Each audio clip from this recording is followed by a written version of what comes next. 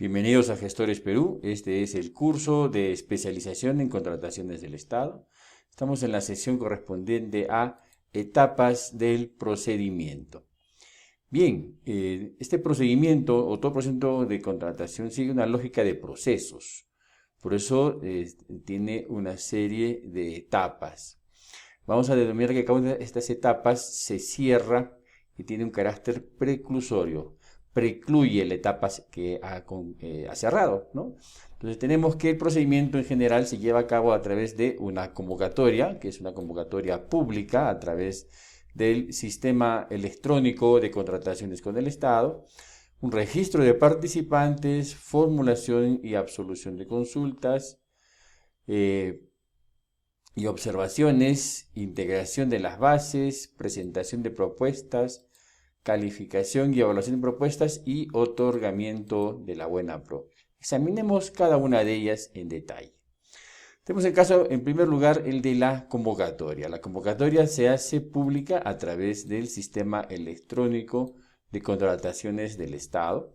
Un postor que desee enterarse, conocer de las convocatorias, al momento de efectuar su registro en el Registro Nacional de Proveedores, RNP, selecciona los tópicos y las áreas de su interés. Así, por ejemplo, digamos, un proveedor de materiales de construcción va a señalar el rubro ferretería, el rubro materiales de construcción, el rubro servicios a la construcción, etcétera, todo lo que corresponde a su rubro. Y él se hace, una vez operando, él puede configurarlo para que le remitan las áreas de interés, ¿no? Su mercado de interés, esté en contacto y en comunicación.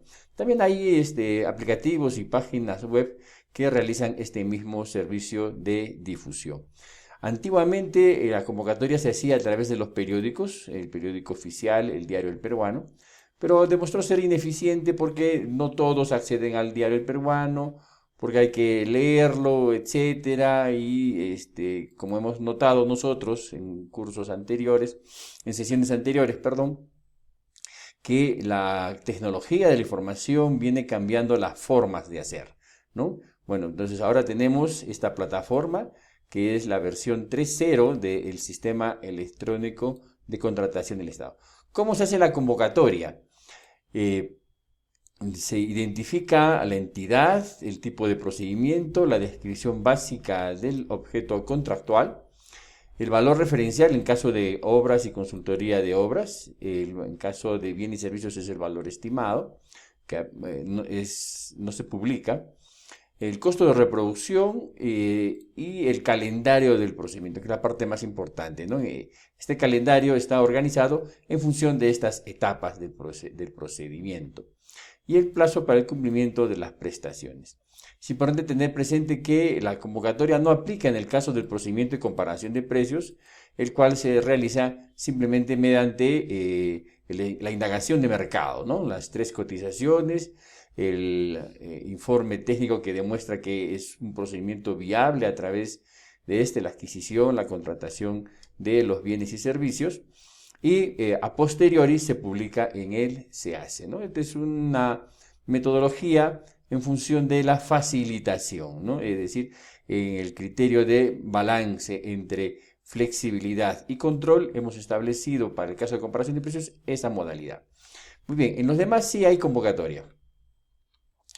¿Qué viene inmediatamente o en conjunto con la convocatoria?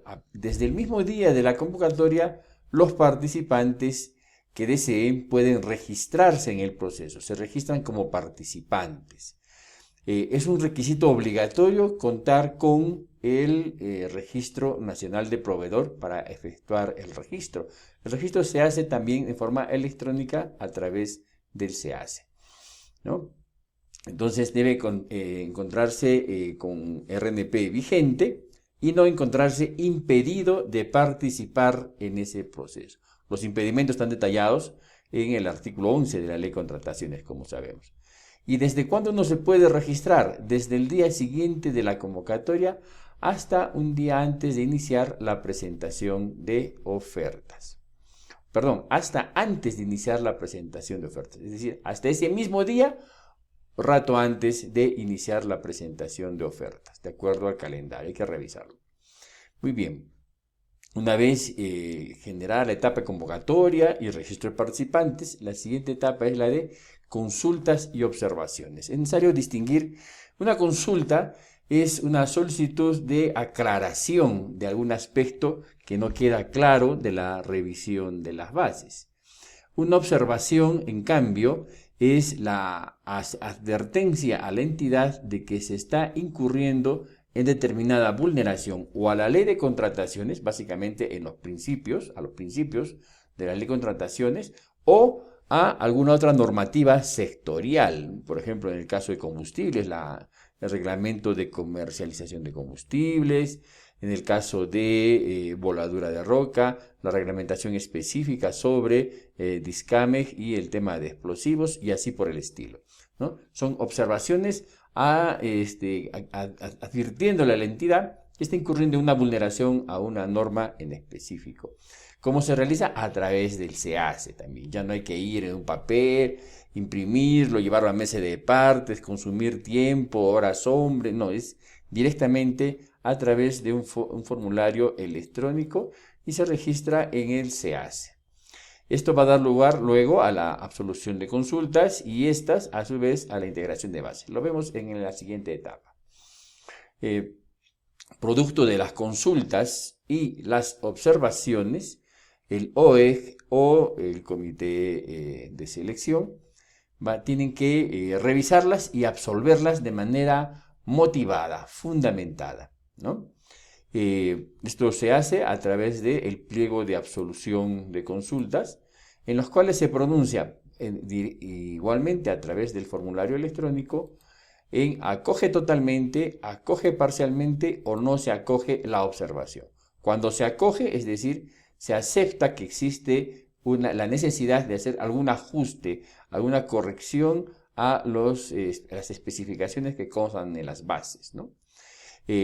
Este pronunciamiento, si acaso llega a involucrar una modificación del requerimiento, deberá pues recabarse la anuencia, ¿no?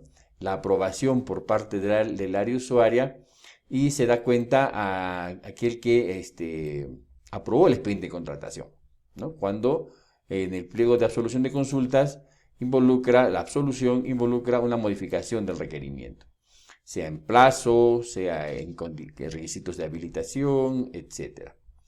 Y luego este pliego absolutorio debe ser incorporado tal cual ha sido diseñado a las bases integradas. Muy bien. ¿Qué ocurre cuando el pliego de absolución de consultas no es válido? Porque incurre en alguna de las causales del artículo 44 de la ley de contrataciones. Es decir, se ha expedido contra norma, no tener la debida motivación suficiente, ¿no? O cuando el pliego de absolución de consultas y observaciones está correcto, pero las bases integradas no han recogido la integridad del pliego de absolución de consultas y observaciones. En estos casos se produce pues la nulidad del pliego de absolución e integración de bases. Con un detalle: esta nulidad solamente la puede declarar de oficio durante el proceso. Cuando concluye el proceso y después de otorgada la buena pro, la pueden impugnar en vía de apelación los postores que han participado en el procedimiento. Muy bien. ¿Qué ocurre cuando las absoluciones que ha brindado el comité de selección o el OEG a las consultas y observaciones no son satisfactorias? Es decir, aún contienen elementos que contravienen la normativa de contrataciones. Bueno, en los casos de licitación pública y de concurso público es posible la elevación de los cuestionamientos al OCE. El participante solicita su elevación y efectúa el pago de la tasa correspondiente, que debe estar establecida en las bases y en el TUPA, y en plazo de 3 días la entidad debe registrar en el SEACE la solicitud de elevación y remitir la información al OCE, a la oficina descentralizada más cercana del OCE, ¿no? ¿Qué se alega para solicitar la elevación de cuestionamientos al OCE? Bueno, la vulneración a la normativa y a los principios de la ley de contrataciones. En este caso, la entidad debe remitir la documentación del procedimiento de selección al OCE. ¿Qué hace el OCE con esta solicitud? Bueno, en el plazo de 12 días hábiles debe emitir un pronunciamiento. Y este pronunciamiento conjuntamente con las bases integradas. Sí, ahora OCE en licitación pública y concurso público redacta las bases integradas y las notifica directamente a través del SEACE. Este es un procedimiento innovador que no existía antes, en el sentido de que el control respecto del acceso a la contratación pública es mucho más eficaz, no digo eficiente, eficaz de parte del órgano de contrataciones del Estado, ¿no? El órgano de supervisión de contrataciones del Estado. Bien, hemos dicho que la elevación de observaciones al OCE solo es posible en licitación pública y en concursos públicos. ¿Qué pasa con los demás procedimientos? Bueno, en los demás procedimientos en los cuales no se puede elevar las bases a ser revisadas, las observaciones a ser revisadas por el OCE, lo que procede es la denuncia o la solicitud, más bien digamos, de acciones de supervisión a pedido de parte conforme a la Directiva 010-2019 OCE. A efecto que la Dirección de Supervisión efectúe una supervisión. Esta supervisión que realiza la Dirección de Supervisión de OCE tiene la ventaja que su dictamen lo deriva a la Contraloría a efectos que verifique el cumplimiento de los términos del dictamen. En estas ocasiones, cuando las bases integradas no cumplen abiertamente la normativa, la contravienen, corresponde pues como remedio efectuar la solicitud de supervisión a pedido de parte o de oficio a la Dirección de Supervisión del OCE. Esto no detiene el proceso, pero sí establece un nivel de alerta respecto de algún incumplimiento. Muy bien, entonces ya tenemos la convocatoria, el registro de participantes, los participantes ingresan al procedimiento y participan en primer lugar formulando consultas, observaciones. Estas son absueltas en el pliego de absolución y forman parte de las bases integradas. Inmediatamente que se publican las bases integradas es necesario verificar con precisión el calendario del proceso. Acá tenemos, por ejemplo, una imagen del SEACE y el calendario del proceso en este sector de aquí. Y el siguiente paso es la presentación de propuestas. Muy bien, la presentación de propuestas es electrónica en todos los procedimientos. Esta es una gran ventaja, no solo por el tema de que ya no es necesario concurrir, generar una serie de documentación, a veces unos cajones donde se presentan las propuestas, todas escaneadas, documentos, etc., ¿no? Ahora, tanto en bienes, servicios en general, obras y consultorías, las propuestas se presentan de manera electrónica. Contienen la oferta técnica, la oferta económica y los documentos de todos ellos escaneados se registran directamente al procedimiento de manera escaneada en un formato PDF. Bien. ¿Cuál es el siguiente paso? El siguiente paso es la evaluación por parte del comité de selección o el órgano encargado de las contrataciones. Primero va a revisar si la oferta es admisible o no es admisible. ¿Cómo hace esta labor de admisión de las ofertas? Bueno, verifica que los documentos que conforman el PDF que se ha escaneado y remitido cumplen con los documentos requeridos en las bases, es decir, si la documentación está completa. En segundo lugar, si acreditan las especificaciones técnicas o los términos de referencia establecidos en las bases. En el tema de obras, verifica la validez de la oferta económica, es decir, si esta se encuentra entre el 90 como mínimo o máximo hasta el 110% del valor referencial. Esto es lo que se realiza en la admisión de ofertas. Luego tenemos la evaluación de ofertas. En esta etapa, el comité especial asigna los puntajes, ¿no? Y establece el orden de prelación.